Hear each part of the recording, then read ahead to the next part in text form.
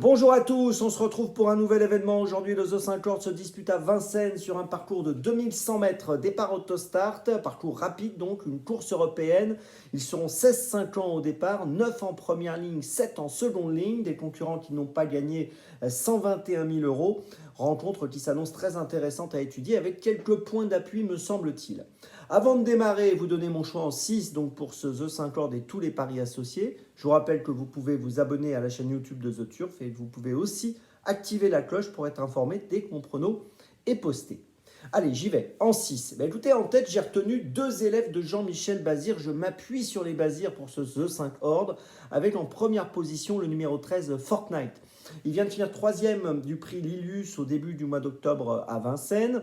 Et il avait remarquablement gagné au mois de juin, toujours à Vincennes, sur le parcours qui nous intéresse, le parcours des 2100 mètres. Il avait remporté le prix Liguria. Il avait devancé ce jour-là Canadian Chronos que nous retrouvons aujourd'hui et qui représente une belle chance dans ce The 50. Jugé sur cette perf et sur l'ensemble de ses meilleures sorties, j'ai l'impression qu'aujourd'hui il peut renouer avec la victoire. C'est pour cette raison donc que je vous propose de le mettre en tête. En deuxième position, j'ai retenu l'autre Bazir, le numéro 15, Crow Wise Ass. Alors c'est le frère de Vivid Wise Ass. C'est un concurrent qui a plutôt bien réussi en Suède jusqu'à maintenant. 27 courses courues, 16 podiums, 9 victoires et 7 places. Il vient de finir 5e en Suède au début du mois de septembre. Et moi, j'ai l'impression que d'emblée, associé à Nicolas Bazir, il peut être très dangereux aujourd'hui. Donc, c'est pour cette raison que je vous propose de le mettre sur le podium en deuxième position. En troisième position, j'ai retenu le numéro 4, Canadian Chronos. Alors, je vous l'ai dit, elle avait très bien couru au mois de juin derrière Fortnite dans le prix Liguria.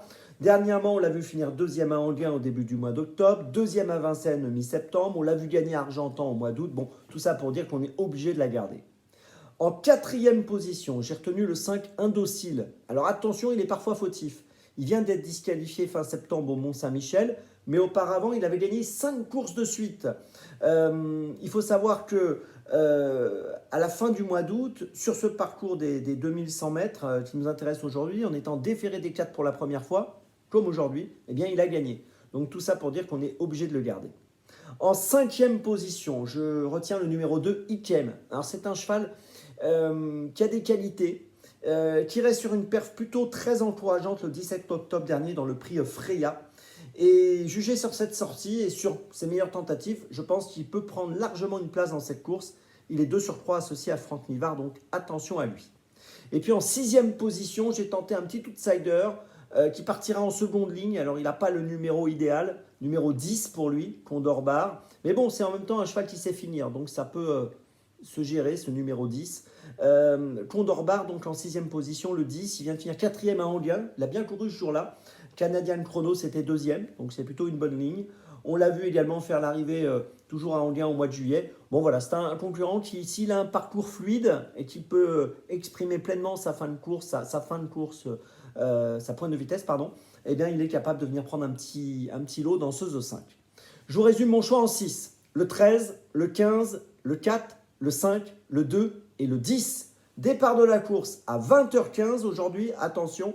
Et on se retrouve maintenant demain pour Compiègne. Et d'ici là, avec The Turf, ça va aller.